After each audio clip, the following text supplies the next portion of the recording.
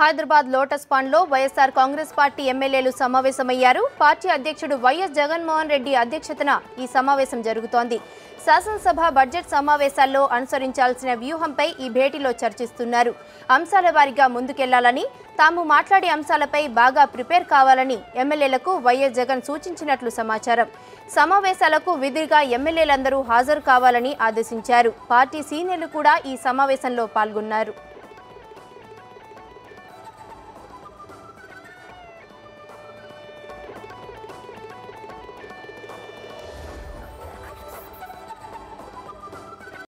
YCP MLA Srikanth Reddy మీడియాతో మాట్లాడుతున్నారు. Live చూద్దాం.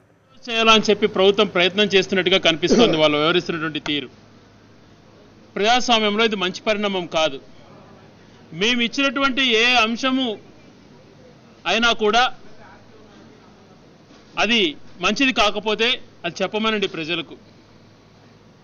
అన్ని అంశాలు మేము ఇచ్చినటువంటి 22 అంశాలతో పాటు వాళ్ళు ఇచ్చినటువంటి 12 అంశాలు కూడా కలుపుకొని 34 అంశాలపైన కూడా జత చేసి ఏ హౌస్ 16 రోజులు నడిపి తప్పించుకోవాలని చూసేటువంటి ప్రయత్నం మంచిది కాదు అని చెప్పి కూడా మేము తెలియజేయడం జరిగింది. ఇది హౌస్ చిన్నది కదా, అందుకోసం తక్కువ రోజులు నడపాలి అనే మాట చెప్పడానికి వాళ్ళు ప్రయత్నం చేస్తున్నారు. 100 మంది శాసనసభల కన్నా కూడా తక్కువ ఉన్నటువంటి వాటిదైతే చిన్న శాసనసభ అవుతుంది. 100కు పైగా ఉన్నటువంటి శాసనసభలు ఏదైనా కూడా అది పెద్ద సభే.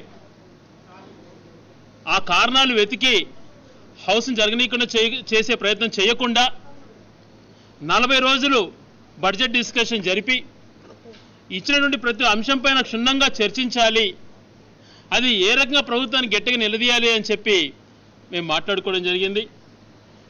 రాష్ట్రంలో ప్రజలు ఎదుర్కొన్నటువంటి ప్రతి ఇబ్బంది పైన వాళ్ళకి తోడు ఉండాలి, వాళ్ళు ఎదుర్కొన్న ఇబ్బందులపైన ప్రభుత్వాన్ని గట్టిగా నిలదీసి వాళ్ళకి మంచి చేయాలి అని చెప్పి నాయకుడు జగన్మోహన్ రెడ్డి గారు దిశానిర్దేశం చేశారు. వాటిని అందరం ప్రతి ఒక్కరం కూడా బాగా స్టడీ అయ్యి ప్రతి ఒక్క అంశం పైన ప్రభుత్వంని గట్టిగా నిలదీయాలా అని చెప్పి అందరం కూడా మాట్లాడుకోవడం జరిగింది. ఈ అన్ని అంశాలపైన అంటే ఏదో రకంగా తప్పుదోవ పట్టించి సభను డైవర్ట్ చేసి ముఖ్యమైన అంశాలు చర్చకు రానియకుండా చేసే ప్రయత్నం వాళ్ళు చేయబోతున్నారని చెప్పి కూడా మాకు తెలుస్తోంది. అలా జరగనీయకుండా హౌస్ని బాగా నడిపి ప్రతి ఒక్క అంశము కూడా చర్చించి ఆంధ్ర రాష్ట్ర ప్రజలకు అంతా కూడా న్యాయం చేసే విధంగా గట్టిగా పోరాడతాం. ముఖ్యంగా అడ్డుగోలుగా ఇచ్చినటువంటి జీవో 22 అయితేనేమి, రాష్ట్రంలో ఎదుర్కొన్న కరువు పరిస్థితులు అయితేనేమి, పట్టిసీమ పోలవరం అంశాలైతేనేమి, రాజధాని భూముల విషయం అయితేనేమి, ఇసుక, రైతుల ఆత్మహత్యలు, ఎన్నికల హామీలు, వీటన్నిటిపైన గట్టిగా పట్టుబడతాం. నిరుద్యోగుల సమస్యలపైన గట్టిగా మాట్లాడడం జరుగుతుంది. అదే రకంగా కాంట్రాక్ట్ ఉద్యోగులపైన గత శాసనసభలో కూడా గట్టిగా మాట్లాడాం. ఇంతవరకు సరైనటువంటి స్పందన రాలేదు.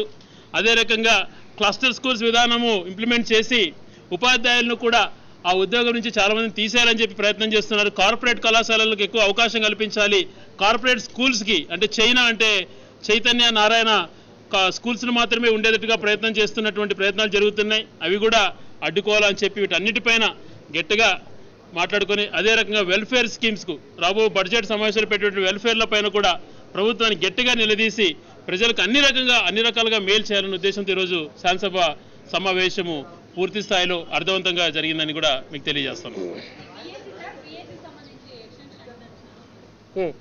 బీఏసీకి సంబంధించి హౌస్ ఎక్కువ రోజులు జరగాలి, అంశాలు ఎక్కువగా ఉన్నాయి కాబట్టి చూచాయిగా 16 రోజులకు క్లోజ్ చేసుకోవాలన్నటువంటి ప్రయత్నం మానుకొని మేమిచ్చిన అంశాలు మీరు చర్చించాలని అంశాలు అన్నీ కూడా జత చేసి అన్ని చర్చించేంత వరకు సభను జరపాలని చెప్పి కోరడం జరిగింది. దానికి వాళ్ళు ఎటువంటి సమాధానం ఇవ్వలేదు. మేమైతే ప్రతి అంశం పైన గట్టిగా చర్చించే విధంగా ప్రభుత్వం పైన గట్టిగా ఒత్తిడి చేస్తాం, ఆ ప్రయత్నం చేస్తాం.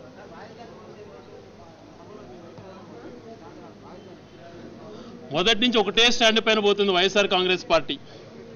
రాజధానికి వ్యతిరేకం కాదు, రైతుల నుంచి బలవంతంగా భూములు లాక్కోవద్దు, వాళ్ళపైన దౌర్జన్యకరమైన సంఘటనలకు దిగొద్దు, భూములు ఇచ్చిన వాళ్లకు వెంటనే ఏదైతే ప్యాకేజ్ అని మీరు అంటున్నారో అది ఇంప్లిమెంట్ చేయాలా అని చెప్పి రైతుల తరపున పోరాడడానికి నిర్ణయించుకున్నాం.